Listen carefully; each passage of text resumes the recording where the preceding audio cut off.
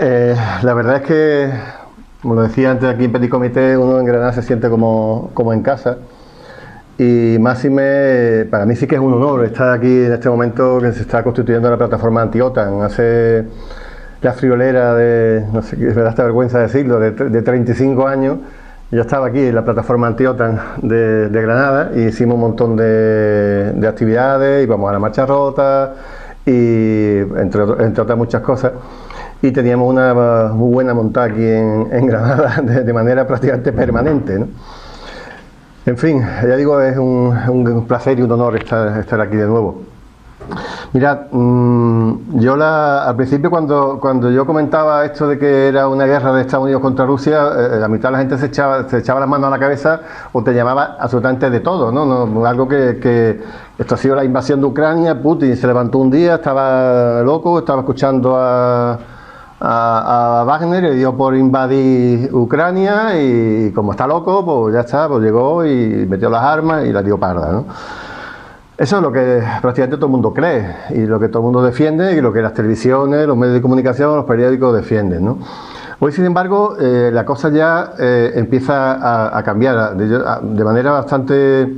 Bueno, que se ha muy generalizado, ni siquiera en los medios de comunicación, pero bueno, ya se empiezan a romper el discurso monolítico, poquito a poco se está rompiendo y yo creo que cuando hablaba Carmen de herramientas, yo creo que una de las herramientas que podemos utilizar para intentar parar esto es que esto es una guerra no solamente contra Rusia, sino también contra Europa. Y por ahí voy a empezar un poco. Eso ya se está viendo, ya lo estamos pagando. La inflación es el impuesto de los pobres. Es el impuesto que los de abajo pagan a la gran banca, ¿no? Entonces, eso se sufre en sus carnes. Yo creo que conforme nos vaya doliendo más cada día y vayamos echando las culpas a quienes de verdad la tienen, intentaremos que esta guerra se pueda parar con un poco de presión, si no multitudinaria, pero sí selectiva y bien dirigida, ¿no? Bien, mira, la mayoría de mis intervenciones, de mis artículos, de lo que hago en algunos medios de comunicación están colgados en mi página web. Está en birrosyverdes.org, donde Juanlo González directamente, entre comillas, y casi os llega a la página prácticamente directamente, no hay mucha pérdida. Y bueno, también un poco os he traído un ejemplar de un libro que hice con una selección de temas de mis artículos para explicar un poco lo más relevante que sucedía en el mundo en estos últimos 20 años atrás. Y ahí lo tenéis, pero todo está también colgado en la web y está disponible online. A ver, yo me gustaría dedicar esta charla, como casi todas las que hago sobre estos temas, con una mención a Julian Assange. Julian está encerrado en este momento en el Reino Unido, está pendiente de una extradición a Estados Unidos, donde puede ser condenado por traición. E incluso cabría la posibilidad de que fuera condenado a muerte. Esto llevamos un montón de años denunciándolo desde que fue embajada de Ecuador en Reino Unido. Los cargos se han ido retirando prácticamente todos. Empezó con un tema de una violación, un montón de montajes sucesivos, y ahora mismo es simplemente, bueno, por decir la verdad, por sacar información de cómo actúan los Estados Unidos en los conflictos que tienen en el mundo. Nadie ha dicho que nada de lo que se ha publicado por Wikileaks es incierto. Entonces, por contar lo que pasa, te pueden asesinar en una silla eléctrica de Estados Unidos. La verdad es que es de auténtica locura. Veremos, ahora mismo había algunos presidentes sudamericanos con Gustavo Petro a la cabeza que estaba intentando crear una especie de frente con AMLO, con unos cuantos más para intentar convencer al presidente norteamericano de que no sea extraditado. De verdad, conociendo un poco la justicia británica o la injusticia británica, creo que no lo van a lograr, pero bueno, ahí estamos. Y otra palabra así un poco de precaución que siempre suelo hacer. Cuando hay mucha gente que se enreda con los temas de geopolítica porque son muy complicados, yo es que no entiendo. Mira, realmente lo que nos llena la cabeza a los medios de comunicación de lo que está sucediendo en cualquier conflicto internacional es puramente propaganda de guerra. Y cualquiera que haya escuchado, haya leído El País con cualquier conflicto, desde luego va a saber muchísimo menos que una persona que no tenga ni idea, porque estamos en valores negativos, estamos en pura desinformación. Así que al final las cosas, yo me considero un poco discípulo del Trotsky más joven, y él lo decía muy claro, la geopolítica no es algo tan hiper complicado, esto al final cuando lo que quieren hacerlo complicado, para que sí, yo no me meto ahí porque esto, dejárselo a los que saben, ¿no? Dejárselo a los que saben que al final son 2 más 2 son 4, estamos hablando de recursos naturales, estamos hablando de la propiedad de los recursos naturales, estamos hablando de las multinacionales, estamos hablando de ejércitos, estamos hablando de guerra, eso al final se puede reducir, se puede explicar de manera bastante sencillita. Yo he estructurado la charla de hoy en 8 bloques, cada uno con su inicio y su final, para que nos llevemos unas ideas claras de lo que está pasando en Europa con respecto al conflicto con Estados Unidos en Ucrania. Estos bloques son, ¿por qué digo que es una guerra de Estados Unidos contra Rusia? ¿Por qué es una guerra contra Europa? ¿Cómo se conquistó Ucrania? Que ha sido una conquista, que no ha sido... Eso, voy a meterme en un club de golf, ¿no? Que es la OTAN, y no me quieren admitir de socio, este no quiere que sea socio del club de golf. ¿Qué es eso que dice Putin, o que dicen los rusos, de desnazificar Ucrania? ¿Hay que desnazificar Ucrania, sí o no? ¿Habría que desnazificar la OTAN? Si esta guerra desde luego fue inevitable o pudo haberse evitado. Y luego cómo va los frentes de la guerra, tanto el económico y político como el militar, donde llevamos un par de semanas bastante calentita y bastante exitosa desde el punto de vista de Rusia. Bueno, pues vamos a empezar con la primera de las cuestiones, que es una guerra de Estados Unidos contra Rusia. Mirad, hoy se ve muy claro que esta guerra es una guerra de Estados Unidos y con sus vasallos de la OTAN. ¿Por qué se ve tan clarísimo? Bueno, porque acabamos de regalar a Ucrania como 40.000 millones de dólares en armas. Estamos financiando con decenas de miles de millones el Estado, me refiero al pago de las pensiones, al pago de los salarios de los funcionarios, etcétera, etcétera, porque estamos entrenando. Ahora Pedro Sánchez ha vuelto muy atlantista y ha ofrecido unos campos de entrenamiento para que sigamos cogiendo a chavales o a personas ya de cierta edad, le demos un poquito de formación como de los campamentos, eso que se hacían en Cerro Muriano, y lo mandamos a la picadora de carne, que dicen algunos, o al matadero en Ucrania. Pues vamos a hacer eso también. Estamos reclutando y estamos enviando y pagando mercenarios. ¿Os acordáis de ese valenciano que sacaba en televisión española, que defensó por la libertad, no sé qué, y detrás tenía la bandera del sector derecho, la bandera, símbolo neonazi, y era un hombre que era un funcionario del ayuntamiento por ahí, y que se fue para allá? Bueno, creo que lo hirieron y tuvo que volver. Tenemos en el terreno asesores de campo, me refiero a la OTAN, no sé si españoles. Estamos dando las coordenadas de ataques posicionales de los GPS. Estamos proveyendo también, además de GPS, de Internet a través de empresas privadas como Starlink, que es la de Elon Musk, y además gratuitamente. O sea, que Elon Musk ha dicho, joder, a ver si me pagáis algo, ¿no? Que tengo una red de satélite dando vuelta por Ucrania para que todo el mundo tenga Internet, porque Internet también se utiliza para tener GPS o posición de GPS y para saber dónde atacan, ¿no? Y por supuesto estamos brindando el apoyo diplomático y mediático de manera bestial a Ucrania, tapando quién es ese personaje de Zelensky, un tipo que tiene el dinero en paraísos fiscales, que ha robado un montón, que él venía a acabar con la corrupción y es el más corrupto, y que el país lo llamó el nuevo Mesías bíblico, no sé qué. O sea, se atrevía a compararlo, pero yo creía que era una broma, era una cosa así. El nuevo Moisés bíblico, decían, y te ponía a leerlo y era en serio. O sea, digo, bueno, qué periódico es el que estaba, el país en que se ha convertido, ¿no? En fin, en algo tan patético como esto. Bueno, pues claro, esto está pasando hoy y lo podemos ver. pero el objetivo de la OTAN siempre ha sido Rusia. Aquí están las palabras que dice el 33 presidente norteamericano, que fue elegido presidente justamente en medio de la Segunda Guerra Mundial, acabando casi la Segunda Guerra Mundial, Harry Truman, que decía que hay que tener, que parece que todo el mundo cree, o bueno, todo el mundo, todos los desinformados, toda la gente mediatizada, cree que los rusos y los americanos pues eran aliados en la guerra contra los nazis y bueno, pues al final ganaron y luego se pelearon después, ¿no?, cuando acabó la guerra. No, esto venía de mucho antes, de hecho viene de finales del siglo XIX, ¿no?, lo que llamaban el gran juego de los anglosajones contra Rusia y luego contra la Unión Soviética, y aquí lo que hablaba de la manera de desgastar tanto a los nazis como a Rusia, porque no quería que ganara ninguno de ellos. De hecho, hay mucha gente que dice que al final Hitler ganó la guerra y consiguió meter a mucha gente, ahora lo veremos en el cogollito de la decisión del Mundial, ¿no? Vamos a dar un salto muy grande.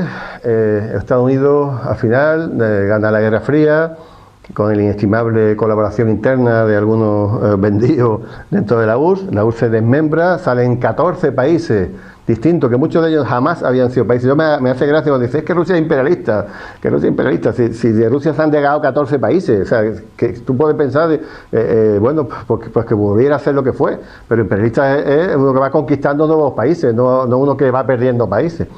Pero bueno, Rusia se desmembra, se estima en decenas de millones de personas las que se mueren o las que no nacen en Rusia a causa de la miseria que se crea, y a nivel de político lo que nos interesa es que Rusia ya no es una amenaza supuestamente para la OTAN y para Estados Unidos, con lo cual, bueno, pues la OTAN ya, si ya el Pacto de Varsovia se ha disuelto, vamos a disolver la OTAN, ¿no?, lo que decíamos muchos en esos tiempos.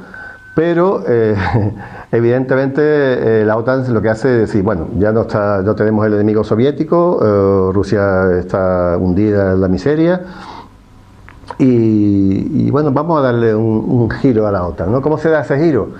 Pues el giro más fácil de dar es el semántico, simplemente cambia una palabra. La OTAN, el objetivo de la OTAN siempre era luchar contra amenazas concretas, ¿no? Es decir, yo te apunto con un tanque y eso es una amenaza. Pero no, ahora vamos a hablar solamente de riesgo. O sea, que si tú estás sacando el hierro para construir un tanque supuestamente, o para construir una azada, es un riesgo porque me puedes atacar con eso, ¿no? Entonces la OTAN prácticamente se dedica a luchar contra las mayores tonterías, ¿no? O sea, como un ejército nuclear mundial se va a dedicar a luchar contra el terrorismo, o sea, cuando 10 personas metidas en un piso franco con 2 pistolitas y tú vas a tirarle un cohete, o sea, ¿estamos locos o qué? Vamos a luchar por el suministro de recursos naturales, fundamentalmente hidrocarburos, ¿no? Bueno, pues eso sí, pero vamos a quitarle el acero. Y además a los países les vamos a pagar pues 2 duros por un petróleo. En Bolivia se dieron las cuentas muy claras. Cuando el gas de Bolivia se vendía pues a $20, tú le pagabas a los camachos y a todos los golpistas estos que están otra vez revoloteando por ahí, le pagabas un poquillo a su familia de oligarca y sacabas el gas a $20. Una vez que se nacionaliza, pues resulta que lo está vendiendo el Estado boliviano a 40, y con esos 20 euros de diferencia, pues resulta que tiene posibilidades de hacer hospitales, de hacer escuelas, que es lo que estaba haciendo Evo. ¿Por qué le dan el golpe de Estado? Porque resulta que Tesla necesitaba, pues para la batería de los coches o para la batería de los móviles, necesitaba litio barato, y el litio del mayor productor de litio del mundo, pues no era barato, no, era el precio que tenía del mercado y no lo querían pagar. Entonces damos golpe de Estado y así cambiamos la película. Eso es lo que la OTAN se está dedicando, ya no a guerras concretas, sino a robar el dinero de todo el mundo. Bueno, pero todas estas cosas hay que darle un giro, vamos a llamarle teórico, hay que buscar algún filósofo que nos cuente y que nos explique lo que está pasando. Y cogen allí en Estados Unidos, cogen a Francis Fukuyama, un asesor del Departamento de Estado. Este hombre escribe un libro que se llama El fin de la historia y el último hombre, donde dice que la historia ha muerto, el liberalismo ha triunfado, ya no hay ninguna ideología que pueda sobreponerse a la libertad, entre comillas, de mercado, y bueno, pues ya el mundo va a estabilizarse para siempre. Este hombre ha tenido que escribir un libro hace un año para decirme, es que mire usted, que donde digo Diego, porque evidentemente la historia siempre está viva y todos sabíamos que había muchos motores de la historia, que muchos de ellos iban a ser lo que estamos llamando, lo que hoy llamamos el sur global, que es mejor que eso del tercer mundo y todo eso, y que ahí había mucho que hablar y que al final nos vamos a ver un poco a todos, ¿no? A ver, ¿qué es lo que se hace una vez que Rusia está acogotada y hundida? Bueno, Rusia todavía tenía potestad sobre la República Democrática Alemana y había que necesitaban a Rusia para que de alguna manera firmara la unificación alemana. Entonces, pues empiezan todos los líderes europeos, los líderes norteamericanos, o sea, comandados por su jefe en Estados Unidos, para convencer a Rusia de que Alemania se reuniera en un solo país. Bueno, a cambio de esto, pues le decían, señores, ¿vale? Alemania va a estar dentro de la OTAN, pero es que desde ahí ya no nos vamos a mover ni una pulgada hacia el este. Y se lo aseguraron, en principio el ministro de Asuntos Exteriores, por así llamarle, James Baker, del Departamento de Estado, se lo promete a Shevardnadze, que era el ministro de Exteriores de la URSS, a la sazón después presidente de Georgia, y también a Gorbachev, que tampoco había que convencerlo de mucho porque estaba previamente convencido de todo. Pero ya no solamente hablaba James Baker, sino Helmut Kohl, me acuerdo de Mitterrand, George Bush padre, etcétera, etcétera, y lo dejaron por escrito. Pero sin embargo hemos estado escuchando a Stoltenberg, hemos estado escuchando a un montón de gente diciendo que no había ni un papel, que simplemente lo habían hablado, pero si os vais directamente a los periódicos de esa fecha, veréis miles de promesas de que no se iba a mover ninguna pulgada hacia el este.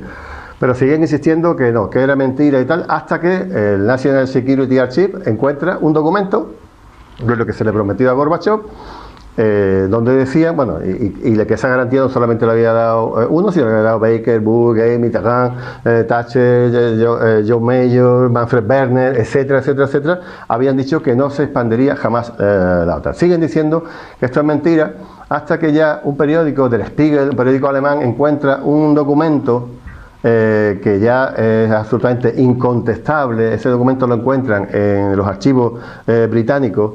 Es este que tengo aquí, que traducido pues viene a decir que esta frase: hemos dejado claro durante las negociaciones del 2+4 que no expandiríamos la OTAN más allá del río Elba. No podemos ofrecer, por tanto, la incorporación en la OTAN ni a Polonia ni a ningún otro país del este. Esto está escrito en un documento, lo diga quien lo diga. Yo estuve buscando esos documentos en muchos sitios y afortunadamente, bueno, encontré hasta documentos universitarios de universidades americanas de 40 o 50 páginas diciendo que era mentira, que no había nada, o sea, estaba totalmente sellado por 1000 sitios hasta que ya empiezan a aparecer 2 o 3 papeles que cerraron la mentira. Esto lo decía, además esto sucede, que el tema de la expansión de la OTAN, cuando Putin está pidiendo garantía de seguridad. O sea, todo el mundo sabe que van a por Ucrania y Putin dice, yo necesito garantía de seguridad, me tenéis que dar garantía de seguridad porque en este acuerdo, en este, me dijiste que me la había dado. Y se reían de Putin directamente, han estado riéndose en sus narices durante 6 o 7 meses. Estamos hablando del año pasado, octubre, noviembre, diciembre, antes de que empezara la guerra, y no paraban de salir millones de artículos hablando de este tema. De hecho, había otro papel donde se hablaba de que la OTAN y Rusia no iban a ser ya adversarias, una especie de acta fundacional de las relaciones entre la OTAN y Rusia, y en ese papel se dejaba clarísimamente que ya ahí estaba Yeltsin, el presidente ruso, y bueno, ya en ese momento el secretario general de la OTAN era nuestro amigo Solana. Y se hace una especie de puesta en escena en el 97 de que, bueno, que van a ser amiguitos y tal, porque de hecho, eso sí lo he visto en algunos documentos de la OTAN, que tengo bien guardado, porque estas cosas después desaparecen muy rápido, que había estudios hechos por la OTAN en una especie de parte académica de la OTAN, donde se hablaba de que Rusia podía haber entrado en la OTAN, o por lo menos se jugaba un poco a vender esa historia. Pero ¿qué sucede? Que al final había papeles, esto estaba hablando del 97, pero desde el 82 se impone lo que llaman la doctrina Wolfowitz. Wolfowitz ha dicho que jamás podíamos ser amigos de Rusia y hay que acabar con Rusia y hasta machacarla en pedazos. Y vuelven a una teoría que es así, una teoría que aparece a finales del 19, principio del 20, que estamos hablando de John Mackinder, que él decía que la mayor superficie del planeta así continua era Eurasia, y que quien dominara Eurasia iba a dominar a todo el planeta, porque además eso se pueden, bueno, tenían mares donde se podían hacer comercio, pero sobre todo había una linealidad entre esos dos continentes que no dejan de ser uno. Y entonces pues Estados Unidos se lanza directamente a la conquista de Eurasia, ¿no? Mackinder, la verdad es que es curioso algunas cosas que hace. Este hombre era geógrafo, pero también era politólogo, y establece la doctrina euroasianista, que luego en Rusia ha sido cogida por una nueva vertiente que se llama neo-euroasianismo, y está dirigida, liderada un poco por este señor que se llama Alexander Dugin. Este hombre no lo conoceréis, bueno, sí, ya ahí en España tiene un grupo de seguidores así curioso, pero este hombre sobrevivió hace unos meses a un intento de asesinato de los servicios secretos de Ucrania en Moscú, y donde murió su hija, que era una politóloga y también colaboradora de RT y de Sputnik.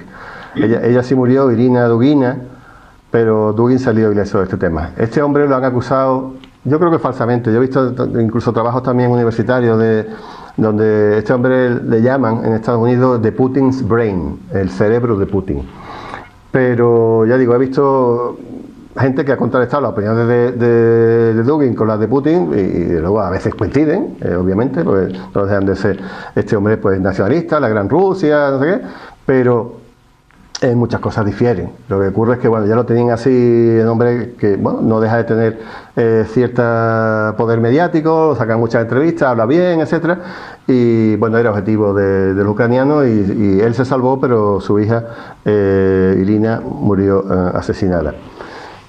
Luego aparece, este es el documento último y definitivo de esta, que el New York Times publica una estrategia norteamericana que decía que había que prevenir por cómo fuera la aparición de cualquier rival, y que daba igual que Rusia fuera comunista, socialista, anarquista, que Rusia tenía un problema, que era muy grande y por lo tanto tenía muchos recursos naturales, y había que acabar con ella sea como fuera, porque algún día levantaría cabeza.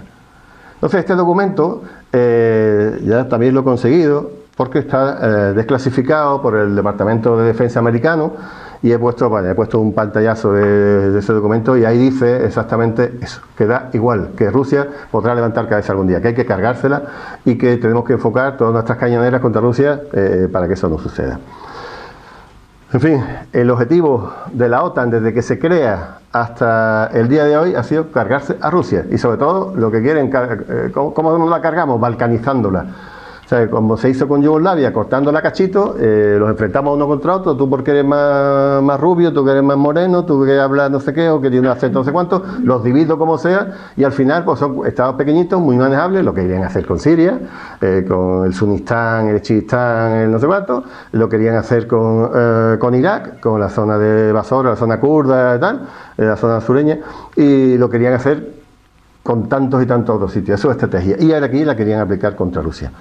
Así que, ¿cómo hacemos? ¿Cómo nos cargamos a Rusia? Pues con nuestro organismo militar en la OTAN, y empezamos poco a poco a ir corriendo esas pulgadas hacia el este, que no son pulgadas, son miles de kilómetros hacia el este, corriendo, hasta que se llega a Ucrania, que era como un poco el plato fuerte. Y algunos preguntaréis, ¿por qué le importa a Rusia pues tener un país de la OTAN cerca de la frontera?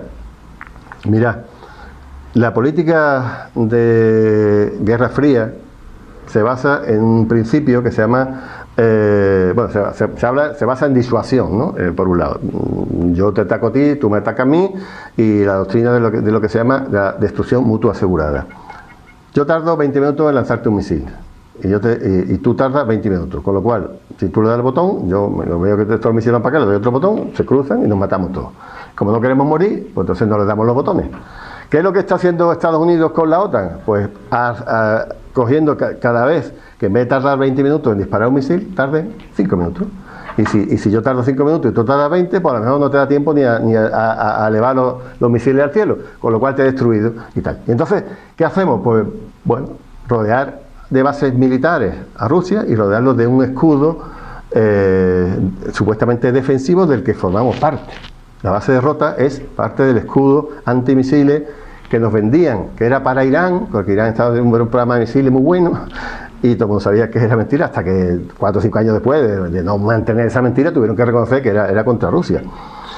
Y yo siempre lo cuento así, de manera muy gráfica. Un escudo supuestamente defensivo. Yo cojo un escudo y tú, pues, cuando me vas a dar, yo lo puedo, lo elevo, no me da en la cabeza con la masa.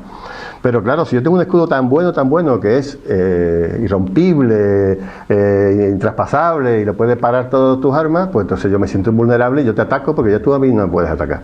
Entonces el escudo no es una herramienta defensiva como puede parecer, es absolutamente ofensiva. Y los barcos que están en Rota son ofensivos, no defienden de nada y además nos están poniendo en peligro a los andaluces y las andaluzas.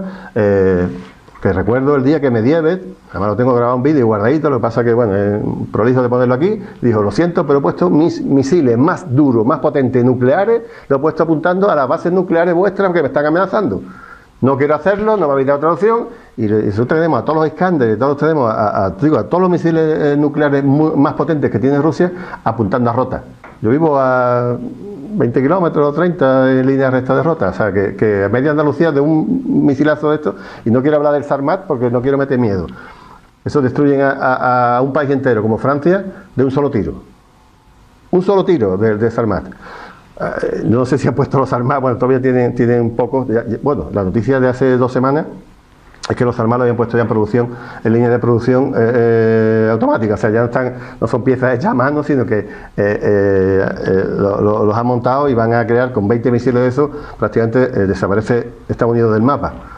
Es un misil que tiene, al final voy a hablar, 13 cabezas nucleares, se llaman Avangard.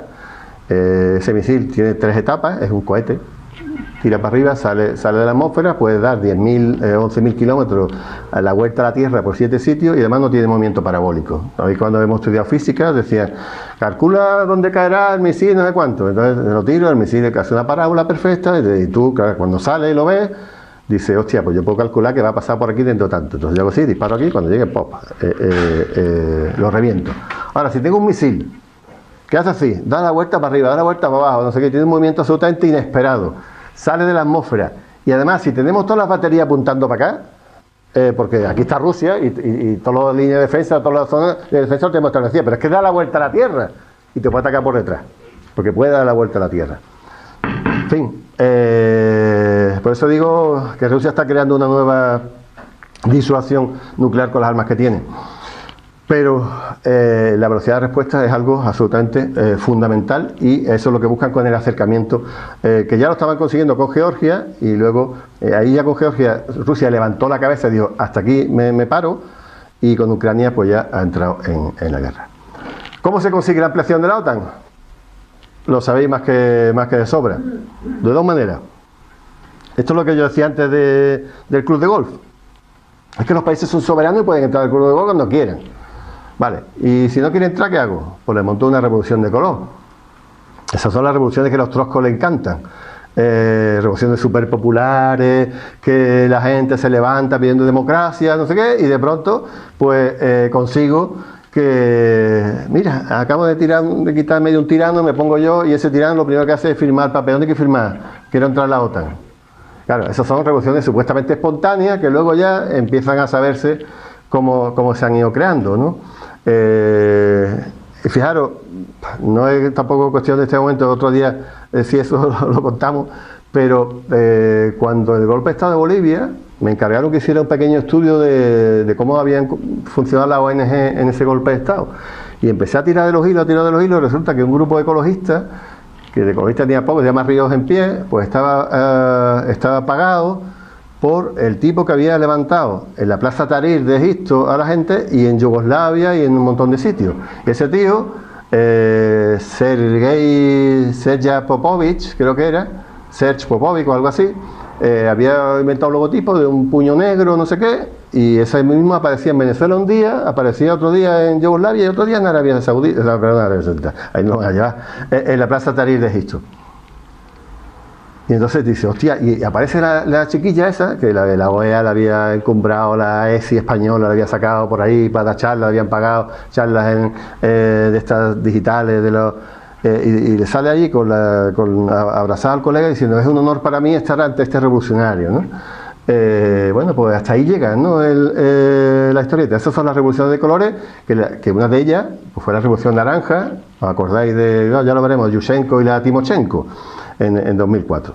Bueno, cuando un país, a pesar de la Revolución de colores, no cae en sus redes, ¿qué hacemos? Bueno, nos lo cargamos y tenemos el caso de Yugoslavia.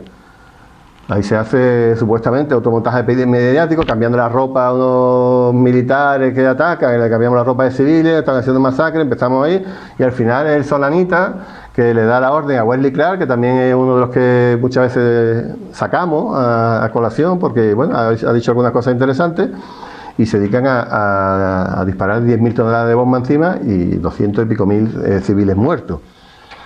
Mirad, Solana está en el panel, en el boarding member de Human Rights Watch. O sea, una ONG humanitaria, de las que estamos todo el mundo, aquí no tanto quizás, pero en Estados Unidos por supuesto, y en América Latina, están soltando la perra a todo el mundo, y resulta que pacifistas, Solana está ahí dentro. Pero si os vais a Amnistía Internacional, yo lo siento si hay alguien que sea donante aquí a Amnistía Internacional, os vais a encontrar igual de cosas de estas, o peor. O sea, nos vamos a encontrar al tío que crea Al-Qaeda, que dice: estoy orgulloso, lo hubiera hecho, que crea Al-Qaeda para cargarme a los rusos, ya lo Afganistán, y el tío está en el boarding member de Amnistía Internacional. Y la jefa de gabinete de Hillary Clinton está en Amnistía Internacional. O sea, son herramientas de desinformación de la parte, vamos a llamarle, bueno, para castar despistados, ¿no? Más blanditos. Bueno, pues esto es lo que se hace con Yugoslavia, y lo he dicho, hasta el país reconoce, hasta el país, que hubo un montón de bajas civiles, y os voy a quedar con este número porque después lo vamos a utilizar. 220.000 civiles muertos en Yugoslavia en la agresión imperial para, si no quieren entrar al juego, ¿qué hacemos? La balcanizamos, ahí es donde se crea esa palabra que están utilizando ahora para tantos otros conflictos. Bueno, pues sabemos entonces que, digo, esto es el objetivo de Rusia, siempre ha estado en la mira de Estados Unidos, y es evidente que lo llevan intentando, ya digo, desde el siglo XIX. Guerra contra Europa, esto es más cercano. Mirad, conocéis a Juan Torres, el economista malagueño, de la órbita un poco así izquierdoída, Podemos y tal, nadie radical y revolucionario, pero sí está diciendo que las medidas que están tomando nuestros líderes europeos son absolutamente negativas para Europa y magníficas para Estados Unidos. No sé si se lo hacen por ineptitud o porque de luego están traicionando a sus votantes o a la población de Europa, ¿no? Que muchas veces esto no lo ha votado nadie. Mirad, en el mundo, antes de la guerra de Ucrania, pues aquí situamos un poco a Rusia, los bloques comerciales más grandes que había. Pues Rusia y Estados Unidos tienen un 3,8%, o sea, lo que está en rojo es lo que vende Rusia a Estados Unidos. En este caso, lo que está en Estados Unidos, en la línea con Rusia, en verde, es lo que vende Estados Unidos a Rusia. Fijaros, es un 3,8%, a China también muy poquito, pero Rusia tiene un 37% de comercio con Europa. Ese 37% de comercio con Europa es muy peligroso porque, pues, de ahí, pues, evidentemente la industria rusa, la extracción de recursos rusos, etcétera, funciona, y eso es lo que Estados Unidos ha querido cortar de raíz con esta guerra. Así te aísla un poco del mercado, y Rusia pues va a vivir con su comercio interno, y al final pues morirá y tendrá que dejar otra vez que la OTAN le marque un poco la pauta.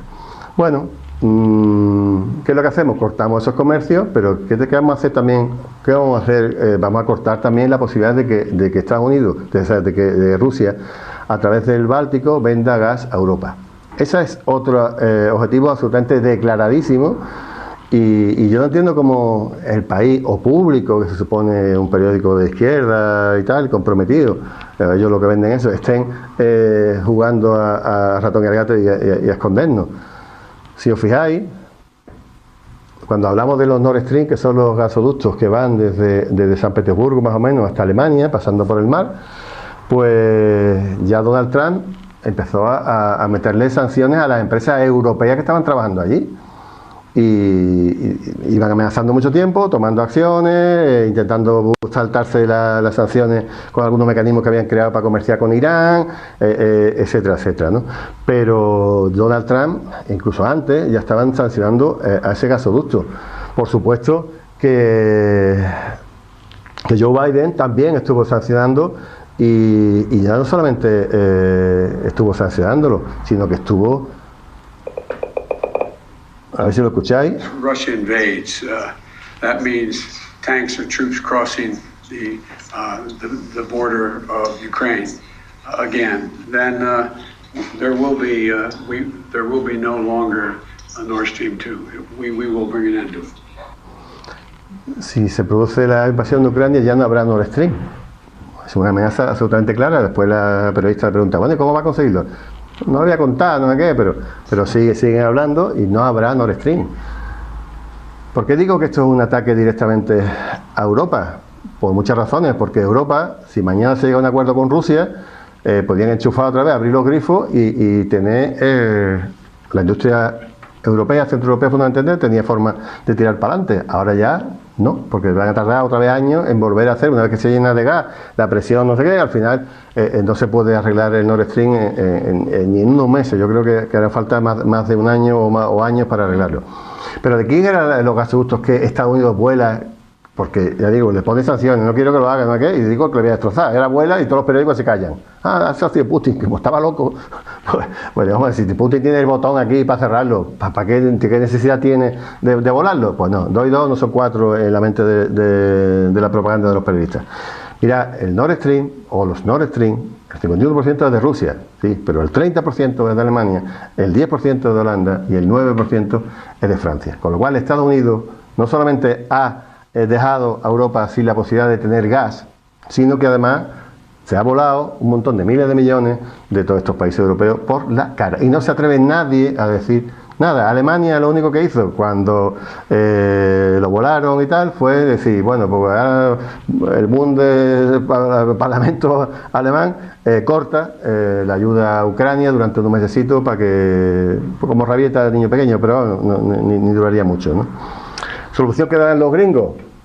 Bueno, pues te voy a vender yo mi gas. Y bueno, pues con tanqueros de estos de gas licuado os voy a llevar el gas. Muy bien, pero es que resulta que necesitamos mucho más gas del que Estados Unidos nos puede vender. Que es que Europa acaba de hacer la gilipollez tan enorme en España de pelearse con Argelia, eso ya es de libro. Pero Europa ha dejado que China vaya a Qatar y le haya dicho a Qatar, dame todo el gas que tengas de los próximos 23 o 24 años. ¿A dónde vamos a ir? ¿A dónde vamos a ir a buscar el gas? No tenemos sitio donde buscar el gas. Y el gas más barato que llega es evidentemente el que venía por tubito, no que venía en barco, que había que en un proceso industrial de gasificarlo y regasificarlo. Y ahí estamos. Pero ¿a qué precio está vendiendo Europa, o sea, Estados Unidos el gas? Al triple o al cuádruple, son datos de Emmanuel Macron, que a las empresas norteamericanas. ¿Qué está sucediendo? Que es que las empresas centroeuropeas, fundamentalmente las alemanas, las vamos a cargar. Tú no puedes competir con alguien que los costes de producción son 4 veces menos que los tuyos. Y eso es lo que está sucediendo. ¿Qué dijo todavía más clarito el Bruno Le Maire, que es el ministro de Economía francés? Pues que Estados Unidos se lo está llevando calentito con la guerra a Ucrania. No sé, muchas veces dice, es que puede ser conspiranoico y tal, pero bueno, yo es que no sé, la cosa se ve tan clara que es que el mercado mundial de la energía, a falta de Rusia, pues lo está controlando Estados Unidos y está haciendo lo que le da la gana y nos está hundiendo, nos está condenando a la ruina.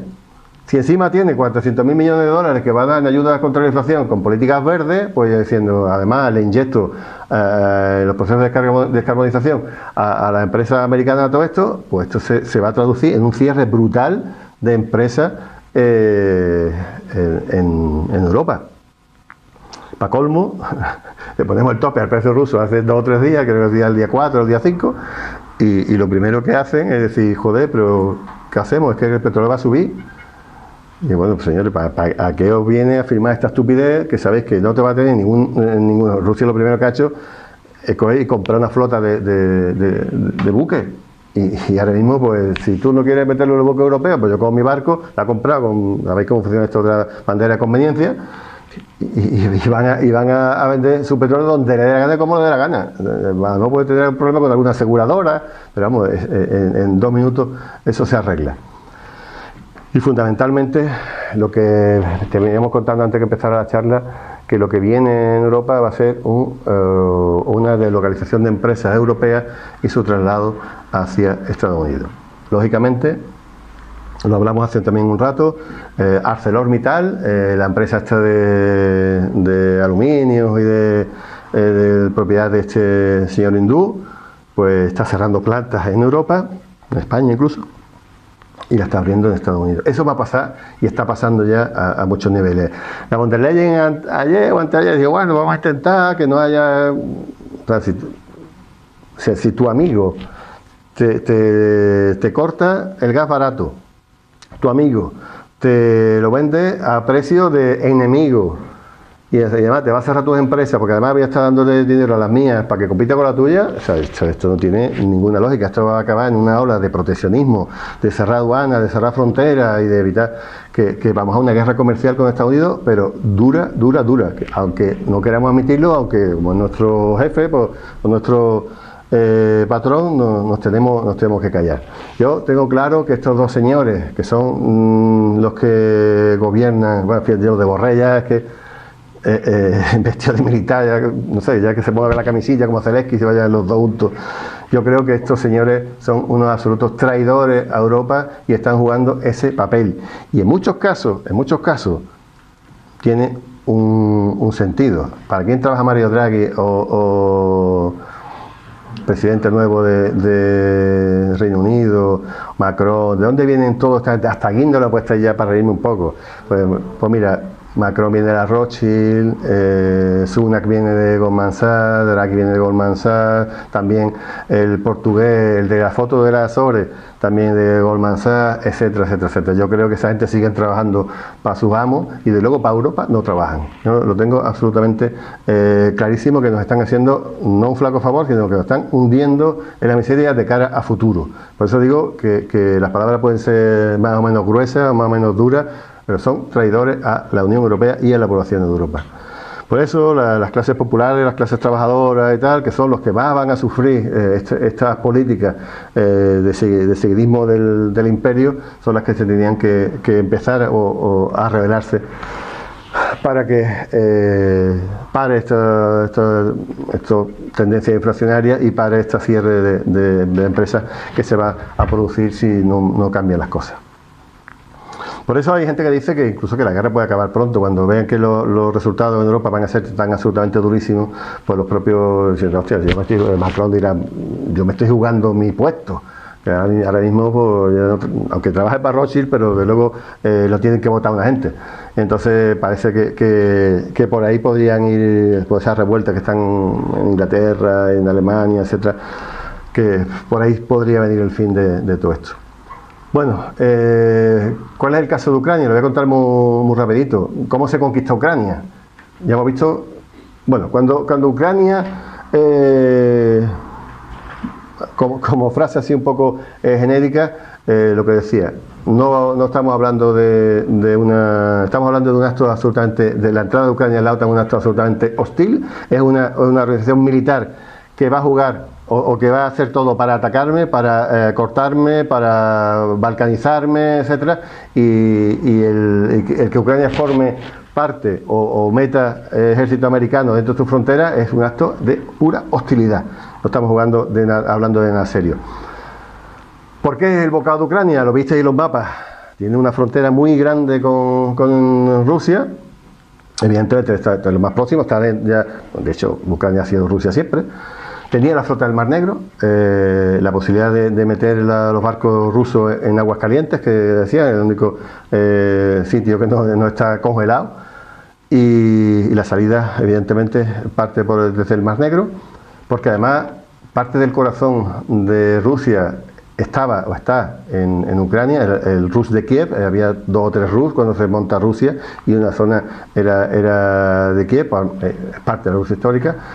Pero hay dos procesos, bueno, un proceso, evidentemente es un país montado como tipo mecano, con mucha gente de muchas etnias distintas, desde los tártaros, eslavos, y desde luego hay un revisionismo histórico muy duro que Estados Unidos ha estado pagando durante un montón de años para blanquear al neonazismo, porque aunque fueran aliados de Hitler, aunque mataran a decenas de miles de polacos, aunque controlaran muchos campos de concentración durante la Segunda Guerra Mundial, también eran antirrusos. Y como eso es lo que me interesa, pues entonces blanqueo a los neonazis y le voy sacando la parte antirrusa y por ahí voy calentando la historia. Lo que decía del mecano de Ucrania. Mirad, Ucrania en el siglo XVII era ese cachito que veis de color naranja. Eso era solo Ucrania. Después, en la época de los zares, se van aumentando, se van dando territorio a Ucrania, pero dentro del Imperio Ruso, o sea, no como país absolutamente independiente, y se le da incluso la parte de Kiev, ¿no? Ya Lenin en el 22 le da toda la zona del Donbass y le da toda la zona del sur, y por supuesto, Crimea era Khrushchev. Stalin ya suma la zona del VIP, que es la zona cercana a Polonia, y Nikita Khrushchev es en el 54 como un regalito dentro de la URSS, repetimos de nuevo, le añade a esa región y se le llama Ucrania, pero era siempre un cacho de Rusia o de la URSS. Y cuando se habla de separar, de hacer la separación, cuando cae el muro de Berlín y cuando se desintegra la URSS, se habla, como pasaba también con Alemania en su momento, que había una condición sine qua non para que se permitiera que se desgajara, y era la neutralidad y el no tomar partido por ningún bloque, ni por el bloque norteamericano ni por el ruso. Bueno, como eso no sucedía, ¿qué hacemos? Le montamos una revolución de color y esta era la naranjita. Entonces llega al poder Yulia Timoshenko y Yushchenko, y en 2 o 3 años pues, lo trinca en miles de casos de corrupción, etcétera, etcétera, y de luego la gente lo echa a patada de nuevo a la calle, vuelven a votar y sale elegido por Viktor Yanukovych. ¿Quién es Yanukovych? Pues un tipo que es del partido de las regiones, un partido ilegalizado hoy, y era un partido de integración de todas las etnias y de todos los grupos humanos que vivían en Ucrania. Este hombre, bueno, pues como también jugaba el estatus de neutralidad que tenía que tener por narices Ucrania, pues le damos este país sufre otra revolución de color. Y entonces, ¿qué sacan a la calle? Muchas aguilitas nazis, la fotito de Stepan Bandera, esa del Previsector, Svoboda, el Partido de la Libertad en términos de Ayuso, no en términos reales, y volvemos a sacar a Stepan Bandera, el aliado de Hitler, el asesino confeso de miles y miles, decenas de miles de personas, da igual. No hay nazis en Ucrania, eso es como en España, que hay 2 o 3 de Vox, eso es lo que dicen mis colegas.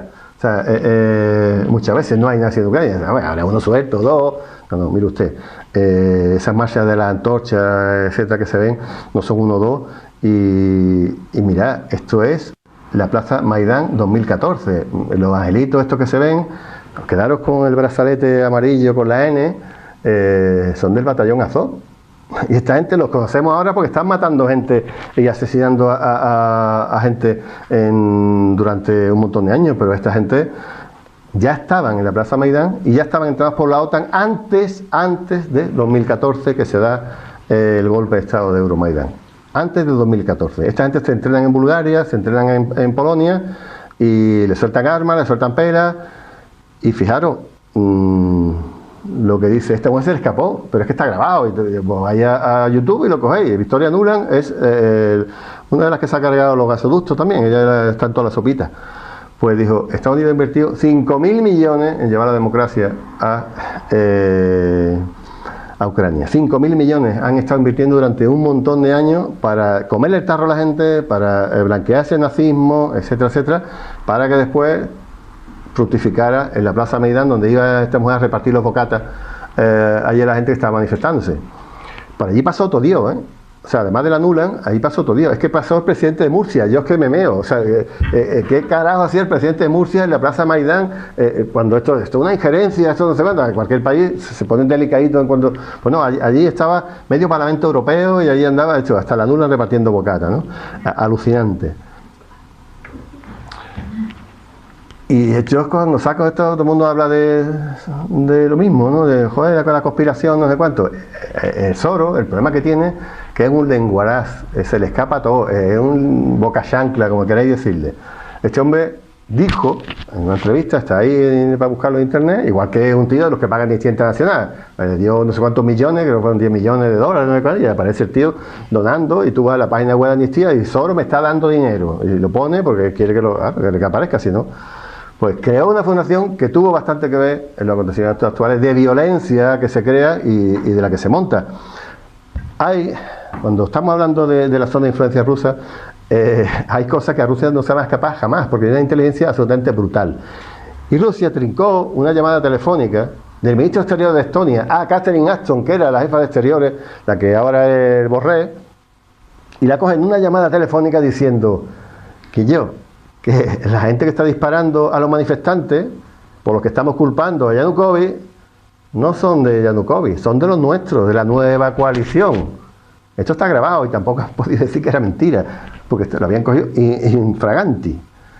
O sea, que todo el mundo sabe, porque la técnica esta, son tan repetidos, es que cansa. Esta técnica la usaron en Siria, la usaron en Libia, en cualquier sitio donde monta una revolución de color, una primavera árabe, al final están utilizando la misma técnica. Esa técnica es matar francotiradores.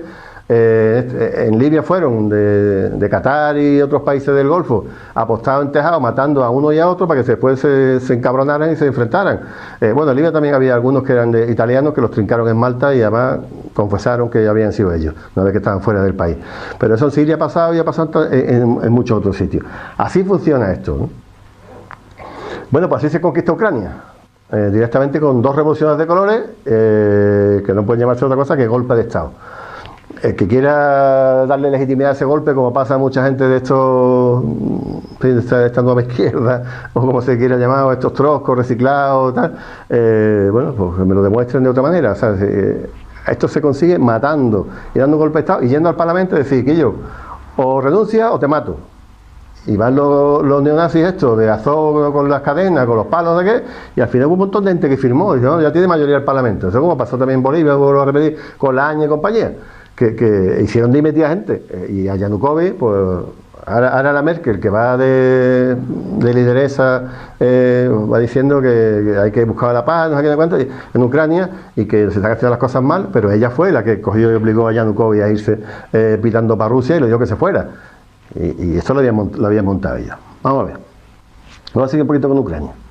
¿Por qué hay que desnazificar Ucrania? Porque el nazismo llegó al poder en Ucrania en 2014. Esto no es que hay 2 nazis como Podemos, o sea, como vos en España. Esto es porque llega al poder, pero llega al poder cuando esta gente de las marchitas de la antorcha, que ya se ha hecho una en España hace unos días en Madrid, estamos copiando a ver cómo acabamos. Esto de Svoboda, el Svoboda es el azulito con las manos y Previsector, el sector derecho, el rojo y negro como los anarquistas, pero no en plano. Bueno, pues esta gente meten a 6 ministros en el gobierno, ministros muy gordos, no estamos hablando de carteras de María, ¿no? Y recuerdo, cuando llega a Svoboda, alguien dice que era nazi, no sé qué, y empieza a buscar y encuentra una resolución del Parlamento Europeo. Yo tengo ahí, que el que la quiera se la puedo mandar por correo, está ahí el nombre del código. Son racistas, antisemitas y xenófobos, y ningún partido europeo debe coaligarse con ellos. Esto es justamente antes del golpe de Estado, unos días antes del golpe de Estado. Esa es una resolución del Parlamento Europeo diciendo que Ucrania está muy calentita, pero por favor con el Svoboda que nadie se junte ni nadie hable. Pues no, ahora resulta que lo metemos en el gobierno con 6 ministros de los gordos, con algunos tribunales en su poder, y todos calladitos. ¿Qué dice de Svoboda en el centro Simon Wiesenthal? El centro Simon Wiesenthal es esto de las películas de los cazanazis, los que van buscando restos de nazis por ahí para juzgarlo. pues lo puso en el top 5 de los antisemitas del mundo, de los más peligrosos. Y no era otro que el jefe del partido de Svoboda, que los americanos y los europeos ponen en el poder. No pasa absolutamente nada. Y en ese momento, de 2014, la gente de Previ Sector no tiene un partido así tan montado, pero sí tienen milicias, y entonces los meten en la policía y los meten en el ejército. Y poco a poco se van haciendo con el control de batallones de cuerpos policiales. Claro, ahora entendemos por qué esta foto, que hasta hace poco vi a la gente de Maldita, Hemeroteca, esta de Maldita, intentando desmontar la foto. Que esta era mentira, que era un montaje, es que la foto es muy heavy, es que está la bandera de la OTAN al lado de la bandera de las Básticas y del batallón Azov, que es eso que vimos antes ahí puesto en amarillo. Logotipo de la OTAN y logotipo. Esta foto es absolutamente incontestable. Aquí tenemos los tres logos juntos. Increíble, increíble, y yo creo que resume todo lo que está pasando en Ucrania, esa foto, clarísimamente. El logotipo de Azov lo componen dos logotipos anteriores. El de la SS da la vuelta al revés, y el sol negro neonazi, o sea, perdón, neonazi no, nazi. Eso, al dar la vuelta dice que es independencia nacional, no sé qué, así en ucraniano, es una historia, porque además, si fuera ucraniano, está escrito en caracteres.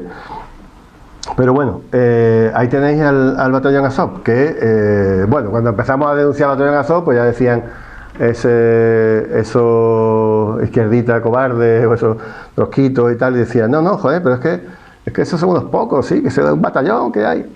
No, mire usted, además del batallón Azov, están todos estos: el batallón Azov, batallón Dnipro, batallón Aidar, batallón Donbass, batallón Shakhtar, Tornado, Previ Sector, que ya hemos dicho, Santa María, Centuria y C-14. Esos son los que yo trinqué hace un año o por ahí. Hay 10, son 20 y tantos. Hay 20 y tantos batallones neonazis perfectamente organizados dentro del ejército, con independencia absolutamente de la cadena de mando militar. Ellos tienen su propia cadena de mando, porque el ejército está dividido en dos partes: el ejército regular y la Guardia Nacional. La Guardia Nacional son toda esta gente, son batallones neonazis que ahora mismo defendieron bueno, la planta de Azovstal, Mariupol, todo aquello, pero ahora sabía que se dedican, son los batallones antirretroceso. Eso es heavy metal. Batallón antirretroceso, que es cuando alguien se va a rendir porque la superioridad rusa es tan grande a nivel material y de preparación, etcétera, los tienes detrás, y si te vayas detrás te matan directamente, saben que te van a matar, o te matan los rusos, pero tú tu posición no la vas a abandonar. Esos son los batallones neonazis en este momento. Y yo siempre lo digo, pues que me hace mucha gracia, yo flipo con el batallón Santa María. El batallón Santa María es una virgen con una K-47 cogido. Y tú dices, oh, ¿esto cómo va a ser? Evidentemente, aquí hay una lucha también entre cristianos, católicos y ortodoxos, ¿no? Y esta gente, por esto, quieren seguir el ejemplo de los talibanes. Y eso es su forma de organizarse. Entonces tiene el batallón Santa María, que es un batallón de varios cientos de gente armada, y que llevan a la imagen de Santa María aquí pegado en los uniformes militares. Y tiene además un santo, San Miguel, que se ve con un RPG, que es un antitanque, que te la pones así y disparas un antitanque. Es un documental muy bueno en el que visita un periodista la sede de ese batallón, que además son mafiosos, porque por ejemplo dice, oye, vete a la carnicería y dile que vamos a cobrar esta tarde, que tenga el dinero preparado. Exactamente igual como lo haría, sí, la mafia, ¿no? Y tenía la imagen de San Miguel con el RPG cargado. Pegadito. Es absolutamente increíble esta gente, claro, esto es lo que se han dedicado durante 2014 hasta hoy, han estado torturando, violando, matando, etcétera. El informe de la Organización de Seguridad y Cooperación para Europa, de la OSCE, esto está en internet. Yo, si alguien lo quiere, me repito, todos estos documentos los tengo guardadicos. Y si alguien los quiere, yo se los mando. Normalmente en las notas de abajo cuando haces una presentación puedes poner lo que vas a contar abajo. Pues ahí tengo puesto todos los enlaces y todos los documentos para si alguien dice, joder, esto te lo he inventado. No, mira, aquí lo tiene, ¿vale? Pues este informe lo hace oficial la OSCE en su día, en 2016, de lo que estaba pasando en el Donbass desde 2014. Y estamos hablando de que la tortura, las violaciones, los asesinatos, etcétera, cada vez eran más fuertes y además estaban haciéndose sistemáticos, o sea que era su forma de proceder diaria. Esto cuando la OCDE todavía no pensaba que iba a haber guerra, entonces bueno, hacía algunas cositas medio decentes, luego ya se fue estropeando. Hay un libro de Military Balance que habla de las fuerzas militares de todo el mundo, que dice lo siguiente: el ejército de Ucrania son 102.000 personas. Las milicias paramilitares, el ejército de Ucrania son 250.000 personas aproximadamente, de los cuales 102.000 son de la Guardia Nacional, que son los militares o los paramilitares neonazis, es casi la mitad del ejército, y 19 nacionalidades distintas. O sea, esto os vais a un informe de Amnistía Internacional, que no, ese informe no lo he conseguido completo, pero sí un informe de la agencia Reuters que habla prácticamente de más de 100.000 neonazis en el ejército. Y con el reclutamiento, porque ahora mismo a Ucrania se le están acabando las personas con disponibilidad para formar parte del ejército. Ahora mismo están entrando neonazis georgianos, polacos. En principio llegaron muchos de América Latina, pero se fueron por patas, etcétera, y son los que están, no nos equivoquemos, los que están, cuando llegan una batería de misiles de estas de lanzadera de misiles múltiples, tú se lo vas a dar a un pelón que ha ido a ser muriano un mes, pues no, pues se lo da a alguien que sepa manejar esto. ¿Quién lo sabe manejar? Dice un mercenario de la Mossad, que yo flipo también, ahora lo contaré. Un mercenario de la Mossad, y ese mercenario de la Mossad, ¿cómo va a aprender a tener algo así tan gordo? Eso no lo puede aprender jamás, porque no va a tener una empresa. Lógicamente se trata de soldados regulares de los ejércitos de la OTAN jugando el papel de mercenario o venidos por si acaso los cogen o lo que sea. Están protegidos los estados porque realmente dicen que no pertenecen a los ejércitos. Y yo es que siempre lo pongo porque es que me hace mucha, no gracia, pero que al final el mundo es muy chico. Protasevich, el periodista de Bielorrusia, que estaba liderando la revuelta contra Lukashenko, pues resulta que era del miembro del batallón Azov. Si le miráis el logotipo que aparece aquí, esa la banderita que hemos visto al lado de los neonazis, no sé cuánto, lo lleva puesto y hay decenas de fotos de él. Él dice que no, que él era periodista. Y es periodista porque mientras tenía que darle de comer, pues Estados Unidos les daba una beca, les daba no sé qué, y la radio Free o Liberty, no sé qué, los 2 o 3 medios de comunicación que tiene Estados Unidos creados para todos los países del este para desestabilizarlo, pues le damos un trabajito ahí y lo tenemos allí medio entretenido, le decimos que es periodista. Y hostia, es que han detenido un periodista en la dictadura de Lukashenko. Bueno, mire usted, este es un neonazi del batallón Azov que ha estado durante años luchando, no escribiendo, en Ucrania. En fin, las derivas de... Luego hay otra cosa cuando dicen, pero es que, ¿cómo van a tener los neonazis si Zelensky es judío?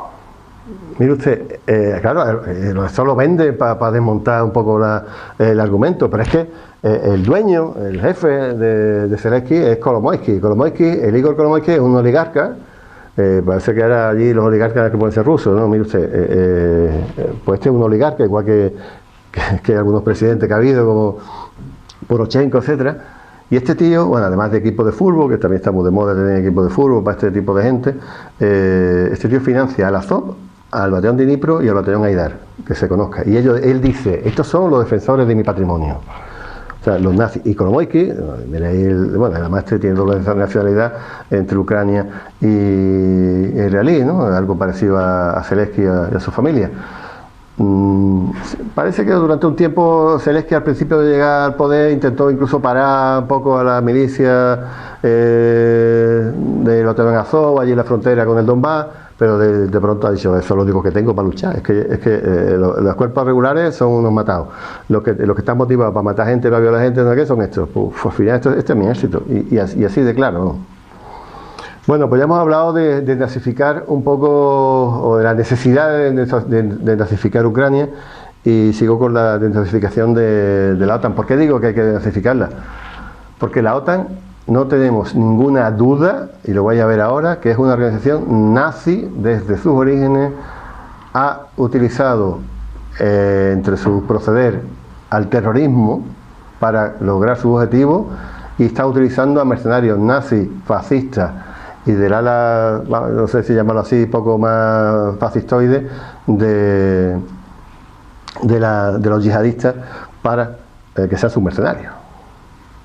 Mira, esto voy a ir un poco rápido, lo podéis leer, también tengo algún artículo escrito sobre el tema. El general jefe de operaciones con Hitler, que se ve ahí de jovencillo, trabajando con Hitler con mapitas durante la Segunda Guerra Mundial, estamos hablando de Adolf Heusinger. Este señor se convierte en jefe de la OTAN en el año 1961. Jefe de la OTAN y era un tío de Hitler. Pero como ha habido una jartada, como decimos en Cádiz, de otros neonazis. Aquí tenemos a Hans Spiegel, a Johannes Steinhoff, el tercero que me queda, a Reinhard Gehlen. Estamos hablando de 3 generales, uno comandante, o sea, uno el que tiene la cara que más, era piloto que llega a ser un general de la Luftwaffe alemana, el otro el mayor general de la Wehrmacht y el otro el lugarteniente de Rommel. Por arte de la lavadora de blanqueo, aparecen todos en la OTAN y fijaros los cargos. Comandante supremo de las fuerzas terrestres, Hans Spiegel, de la OTAN del 57 al 63. Reinhard Gehlen se hace un poco el jefe de la inteligencia antirrusa dentro de la OTAN, pero también trabaja como jefe de los servicios secretos de la República Federal Alemana. Y Steinhoff, el presidente del comité militar de la OTAN. 3 neonazis de Hitler, pero de los gordos, no eran de gente que pasaba por allí. Ya hemos visto el otro que está con él en una foto. Aquí hay un montón más de generales que pasan a ser parte de la OTAN. Que nadie dude que la OTAN es una organización neonazi desde sus orígenes. Mirad este también es súper curioso, el Albert Schneef. Es un coronel de la Wehrmacht.